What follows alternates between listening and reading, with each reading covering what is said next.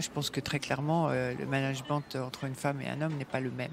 Et je pense que les hommes le reconnaissent aussi. J'ai fait le boulot, je me suis donné les moyens de ce que je voulais. Je me suis jamais posé la question de savoir si j'étais légitime ou pas. J'étais légitime puisqu'on m'avait choisi pour ça. Bonjour, je suis Anne-Cécile Sarfati. Vous écoutez Sentez-vous légitime, le podcast qui met en lumière la réussite des femmes de l'AP-HP, l'assistance publique Hôpitaux de Paris. Aujourd'hui, je reçois Claire Poyard, qui est professeure d'université et praticienne hospitalière, PUPH comme on dit, au sein du groupe hospitalo-universitaire Centre Université Paris-Cité.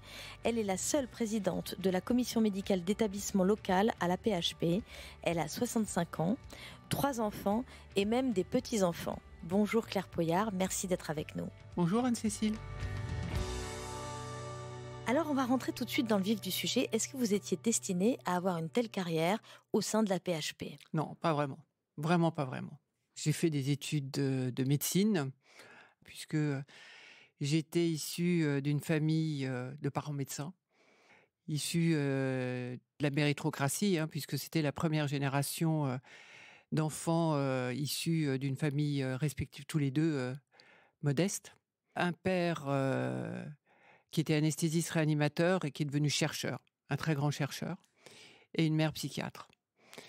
Et donc, j'étais plutôt littéraire. Et par force, je sais pas, non, c'est pas par force, c'est probablement par... Conformisme familial ? Probablement par conformisme familial, ne sachant pas à 17 ans ce que je ferais de ma vie. J'avais des modèles qui me satisfaisaient et je me suis dit, de toute façon, j'arriverais bien, soit en faisant médecine, soit en faisant autre chose, à avoir un métier. Donc j'ai choisi celui-là.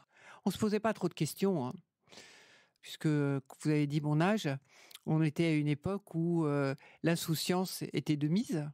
Véritablement, on n'avait pas d'angoisse sur ce qu'on allait devenir et sur les possibilités à partir du moment où on avait des facilités. C'est ça, parce que c'est quand même pas donné à tout le monde de pouvoir faire des études de médecine et tout ça. Non, mais des facilités, on se disait que probablement tout était possible. Et j'ai toujours eu cette mentalité en se disant que j'arriverais bien à faire quelque chose et à être heureuse. Alors vous avez donc décidé d'entrer dans le monde de la santé, qui est quand même un monde assez réputé pour son sexisme. Est-ce que vous y avez été confrontée ? Et si oui, comment avez-vous réagi ? Alors, est-ce que j'y ai été confrontée ? Durant mes études de médecine, un petit peu, pas au début, mais effectivement à partir où on rentre dans le monde hospitalier, entre guillemets dans la vraie vie. Quand on rentre dans les services, quand on est externe, on peut être confronté à une certaine forme de sexisme.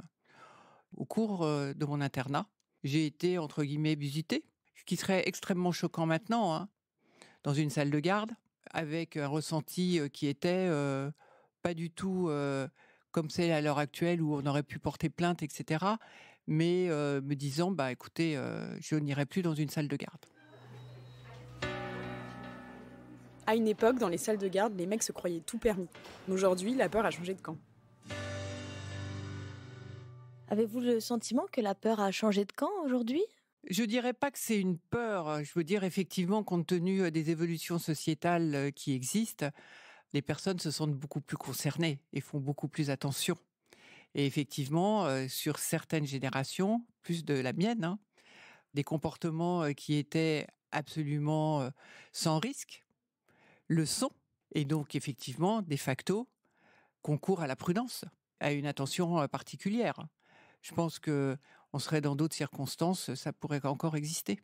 Et vous y avez été confrontée à ce genre de comportement un peu déviant pour des collaboratrices éventuellement ? Alors moi, au cours de mon internat, je suis ensuite partie faire ce qu'on appelle une thèse.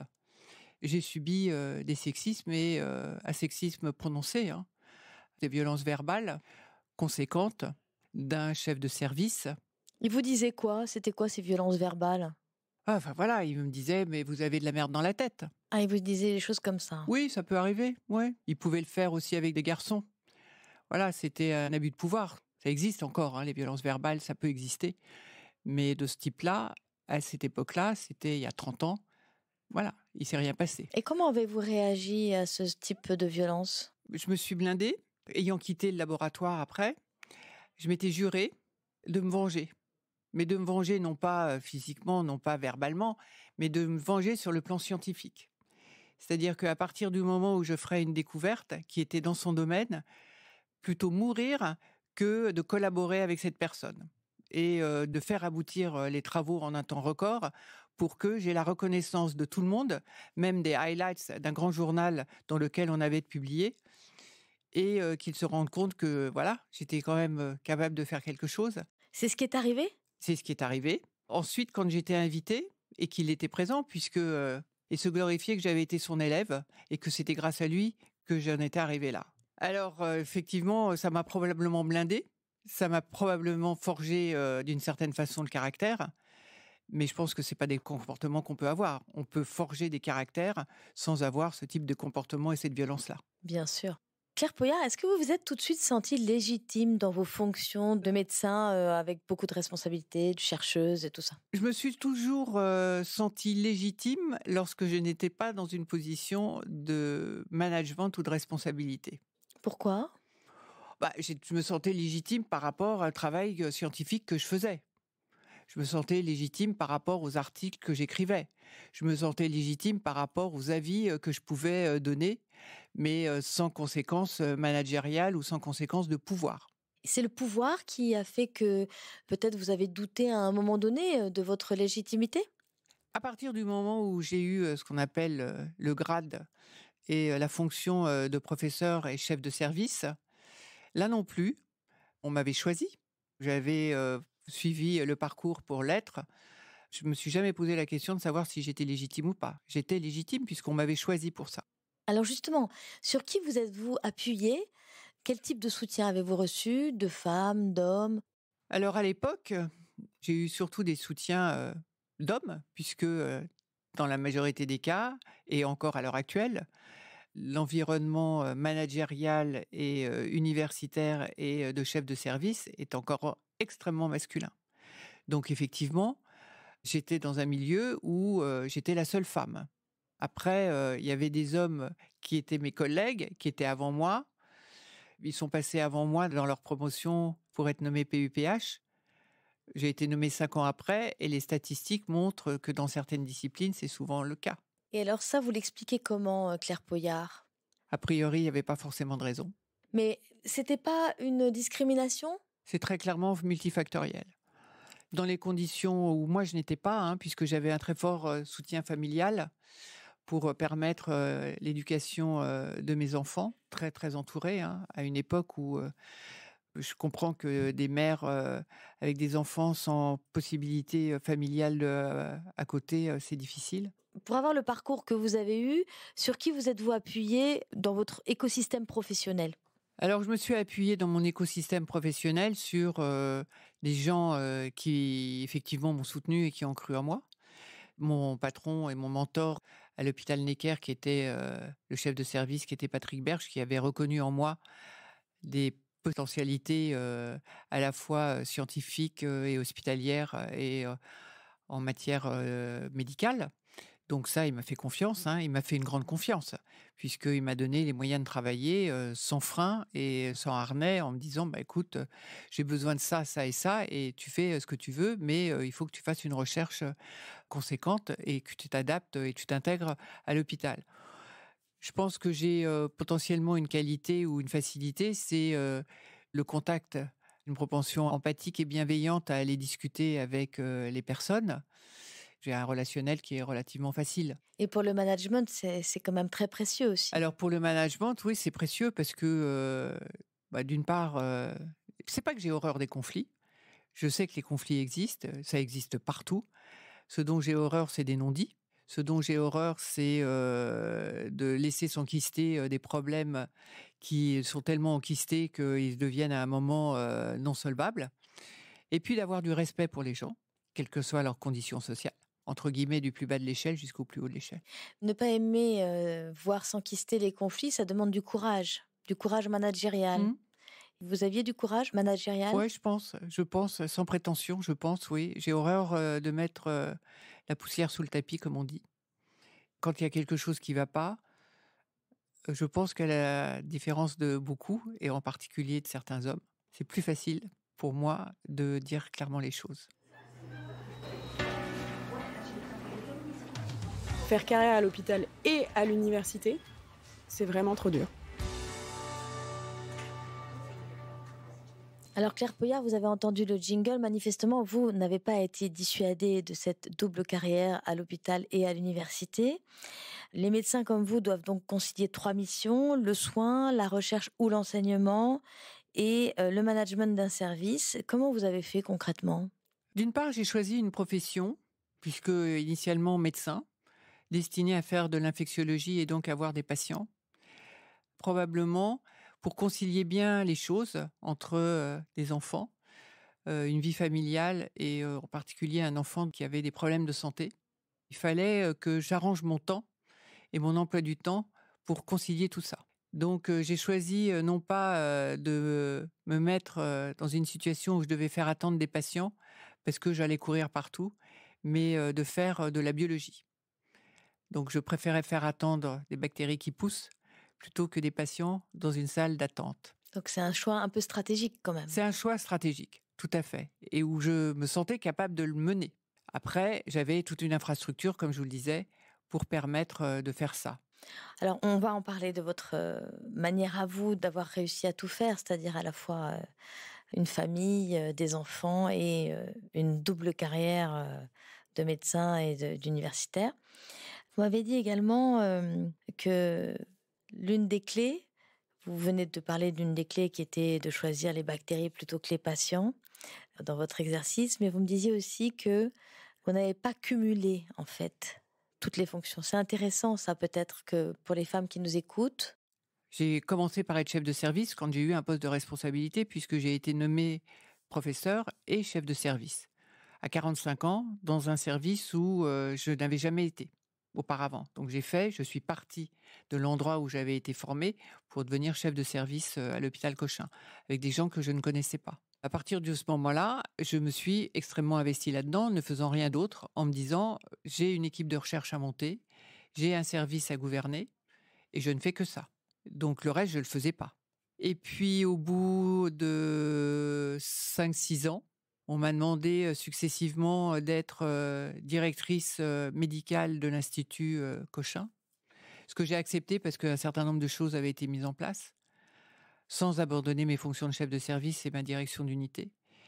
Et puis, quand j'ai été mandatée pour être chef de pôle, j'ai plus ou moins lâché un certain nombre de responsabilités au sein de mon service. Et puis, quand j'ai été élue présidente de CMEL, compte tenu de la charge que ça représentait, j'ai abandonné ou j'ai laissé toutes mes autres fonctions. C'est-à-dire que j'étais directrice médicale de l'Institut Cochin, dans plein de commissions de recherche et de jurys de recherche, j'ai tout laissé. Et j'ai dit à mon équipe et à mon service que je m'engageais sur une autre voie, que maintenant ils étaient, entre guillemets, suffisamment rodés pour qu'ils aient 4 ans pour prendre les rênes. Donc vous avez renoncé à certaines fonctions. J'ai renoncé à certaines fonctions, mais sans regret, puisque ce qui m'intéressait, globalement, au cours de cette carrière, à peu près tous les 5 ou 6 ans, il fallait que je me donne des objectifs pour m'intéresser à ce que je faisais. Le challenge est un moteur pour avancer. Et je pense que ça, c'est très important, de rester figé dans une infrastructure ou dans une position toujours au même endroit, toujours au même poste. On finit par s'ennuyer, non ? Ah bon, on s'ennuie, ça c'est sûr, enfin de mon point de vue. Et quand des personnes de mon service disent écoutez, je veux partir parce que j'ai pas de possibilité d'évolution, je veux aller voir ce qui se passe ailleurs, je leur dis mais vous faites bien. Et c'est le moment de le faire. Alors, Claire Poyard, vous avez dû faire des sacrifices dans votre vie personnelle pour avoir un tel parcours professionnel ? Moi, je considère pas que j'ai fait des sacrifices. En toute honnêteté, ça serait mentir de dire que j'ai fait des sacrifices. Je me suis arrangée pour faire ce que j'avais envie de faire avec les choix que je faisais. Mais ces choix n'ont jamais été considérés comme des sacrifices. Jamais. Comment vous avez fait, en fait, pour tout faire, pour concilier votre vie personnelle et votre vie professionnelle ? J'ai bénéficié d'un environnement familial qui m'a beaucoup aidée. J'habitais très proche de ma mère et de ma grand-mère. J'ai eu mes enfants très jeunes, puisque je les ai eus au tout début d'internat. Et donc, j'avais encore une grand-mère jeune et une mère jeune qui pouvaient, même si ma mère travaillait, pouvaient s'occuper des enfants. Et donc ça a été, même s'ils allaient à la crèche, ça a été d'un soutien parce que je n'avais pas d'angoisse pour la garde de mes enfants. Ce qui est énorme. C'est fondamental. Je ne me suis jamais posé la question, même quand ils étaient malades, de me dire est-ce que je pourrais aller travailler ? Jamais. Vous aviez quand même un enfant avec des difficultés ? J'avais un enfant avec des difficultés. Donc là aussi, j'ai fait des choix pour permettre qu'il soit dans les meilleures conditions. Donc très probablement, peut-être de façon inconsciente, j'ai choisi aussi en fonction de ça. Mais je ne considérais même pas comme des priorités. Je pensais que c'était parfaitement normal. Je ne l'ai jamais ressenti comme un sacrifice. Au contraire, puisque vu ce qu'il est devenu, je suis ravie. C'est un enfant qui va bien. Ah, c'est un enfant qui va très très bien et qui a un petit garçon qui est très heureux. Bon, tant mieux. Y a-t-il une femme qui vous a inspiré dans votre vie professionnelle ? J'ai cherché. Et c'est la honte. Non. Non. La réponse est non. Non. Ben non, parce qu'il y avait que des hommes. C'est ça. Alors un homme ? Y a-t-il un homme qui vous a inspiré ? Oui, il y a des hommes, mais peut-être que je suis beaucoup trop difficile. Non, ou peut-être que tout simplement vous êtes d'une génération où il n'y avait pas de ce qu'on appelle les rôles modèles, quoi. J'ai un patron qui m'a laissé faire ce que je voulais et je lui en suis très reconnaissant pour ça. C'était un bon scientifique, c'était un bon manager. Dans ce sens-là, je lui en suis très reconnaissant. J'ai eu une figure paternelle qui était assez emblématique et qui, d'une certaine façon, m'a très probablement orientée. Alors Claire Poyard, vous avez déclaré que vous feriez tout pour accompagner les jeunes femmes dans leur parcours. Concrètement, comment vous y prenez-vous ? Alors, déjà, dans mon service, il y a une majorité de femmes qui vont prendre des responsabilités. Et ce sont des femmes. Donc, de facto, j'ai quelqu'un qui va me succéder, ou 2 personnes qui vont me succéder au service, et qui sont des femmes. Ensuite, quand j'ai été élue présidente de la CMEL... C'est quoi la CMEL ? La commission médicale d'établissement local, donc qui gère 7 hôpitaux, et je suis la représentante médicale élue par l'ensemble des médecins pour être leur représentante auprès de la direction générale, auprès du directeur et de la gouvernance universitaire et hospitalière. Donc, des hommes sont venus me chercher pour ça. Ce sont des hommes. Ce n'est pas moi qui, spontanément, ai dit « je veux être présidente de CMEL ». Jamais, jamais, ça ne m'aurait effleuré. Et alors, comment vous avez fait pour vous faire élire ? Comment j'ai fait pour me faire élire ? J'ai fait campagne. Je vous ai dit au début que j'aimais bien le contact humain. Si les gens ne me connaissaient pas, j'avais aucune chance d'être élue. Normal. Donc j'ai fait une campagne, j'ai pris rendez-vous, j'ai pris des listings, j'ai regardé les services, j'ai regardé les responsables, j'ai regardé tout le monde. Et puis j'ai pris mon bâton de pèlerin en disant, voilà, je candidate, est-ce qu'on pourrait avoir un rendez-vous ? Et donc je suis allée voir beaucoup de monde. Vous avez fait le boulot, quoi. J'ai fait le boulot, je me suis donné les moyens de ce que je voulais. Et est-ce que vous avez eu des réactions de surprise autour de vous quand vous avez été élue ? Là, non, j'ai pas eu de réaction de surprise parce que j'ai été très soutenue. Pour être présidente de CMEL, j'ai été très soutenue et j'avais fait une campagne qui était ce qu'elle était. Non, c'est quand j'ai été élue à la CME centrale comme chef de pôle, on m'a fait une réflexion de quelqu'un qui me demandait « Mais comment vous avez fait pour être élu au premier tour ?» Comment vous avez fait ? Puisque tous ces messieurs étaient élus en ballottage. Et moi, j'ai été élue au premier tour. Je n'ai pas osé lui dire. Lui dire quoi ? La question était tellement suspicieuse, j'avais envie de lui répondre, mais j'ai couché avec tout le monde. Ah là là, oui. Donc vous voyez quand même qu'il y a un environnement un peu sexiste quand même. Non, mais il était étonné de me voir, puisqu'il ne me le connaissait pas, qui c'est la mutante qui s'est fait élire, quoi. Alors que vous aviez juste fait votre travail comme il fallait. Alors que j'avais juste fait mon travail. Non, je m'étais juste donné les moyens d'arriver à mes objectifs. Alors, concrètement, quels conseils vous donneriez aux jeunes femmes pour leur donner envie de prendre des responsabilités et d'évoluer au sein de la PHP ? Ça, c'est une question qui est compliquée parce que, en fait, de moins en moins de personnes veulent s'impliquer pour le collectif. Les hommes, les femmes aussi, probablement plus les femmes que les hommes. Par exemple, pour avoir une parité complète, c'est quand même très difficile, encore à l'heure actuelle, mais très probablement lié aussi à la démographie, puisque globalement, les directeurs à ces positions-là sont des gens de ma génération et donc sont encore des hommes. je pense que ça changera. Moi, ce que je dis, donc j'ai eu l'exemple pas plus tard que ces dernières semaines, il fallait trouver quelqu'un pour diriger un département médico-universitaire. Et j'ai pensé à des femmes qui étaient professeurs, hein, qui n'étaient pas chefs de service. C'est moi qui les ai appelées. Au début, on m'a dit non, non, non, non, non, non, mais non. Et puis Pourquoi on vous a dit non, non, non, non, mais non? parce que elle voulait pas abandonner la recherche, parce que C'est comment elle donc qui vous disait non. Ouais, D'accord, c'est c'était pas non, leur non, non, non, c'est entourage ou elle. leur Non, non, parce chef ou que je ne sais quoi. D'accord. je m'étais fait un point d'honneur à les appeler elles et ne pas appeler leur chef de service, qui était un homme. Non, c'est leur décision. Et après, j'ai appelé le chef de service. Je ne vais pas prendre un poste à responsabilité dont je ne cautionne ni les directives ni la stratégie. Alors, est-ce que certaines jeunes femmes et jeunes hommes, d'ailleurs, refusent les responsabilités parce qu'ils ne se sentent pas alignés avec les directives de l'hôpital? Oui, c'est très fréquent. Comment vous réagissez? Ah ben moi, je réagis de façon très pragmatique. Moi non plus, je ne suis pas forcément complètement alignée avec la politique et la direction médicale. Voilà. Mais ce que je leur dis, écoutez, c'est très simple. Soit vous participez et vous participez de l'intérieur et vous apportez votre voix et vous êtes légitime dans le fait d'apporter votre voix et on vous écoute et ça peut faire avancer les choses. Et de toute façon, la vie, elle est faite de compromis et qu'à partir du moment où on fait une politique de la chaise vide, ça ne marchera pas.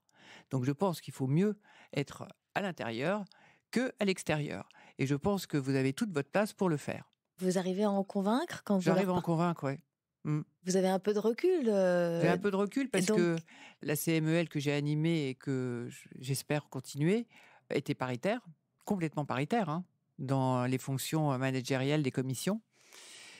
Et là, je me pose même plus la question si ça va être paritaire ou pas. S'il y a des femmes qui veulent s'investir, eh ben, elles s'investiront. Et donc, du coup, est-ce que vous avez le sentiment que le fait qu'il y ait plus de femmes permet de peser sur, justement, ouais. Et puis, la dans stratégie, les jeunes, tout ouais. ça?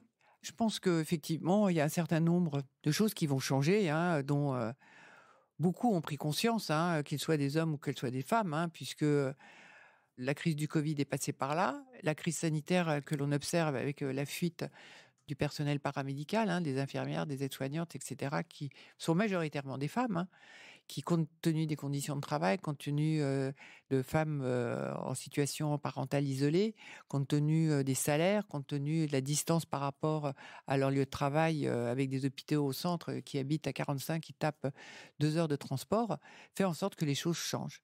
Et là, on a besoin des femmes aussi, et des hommes. Est-ce que vous pensez que plus de femmes à l'hôpital, dans les fonctions à responsabilité, va faire changer l'hôpital dans le bon sens? Au début, je n'étais pas forcément convaincue, mais là, depuis que je suis à ce poste-là, je pense que très clairement, le management entre une femme et un homme n'est pas le même. Et je pense que les hommes le reconnaissent aussi. Et je pense que ça fera évoluer les choses, très clairement. Parce que c'est une façon différente de faire. Parce que c'est une façon différente de faire, parce que certaines ont eu des responsabilités multiples, compte tenu des situations familiales, compte tenu des enfants, compte tenu des charges annexes, qui, encore à l'heure actuelle, incombent beaucoup aux femmes. On voit un peu, des fois, les choses de façon différente. Merci Claire Poyard. Merci. Merci d'avoir écouté Sentez-vous légitime et rendez-vous dans un prochain épisode avec une autre femme formidable.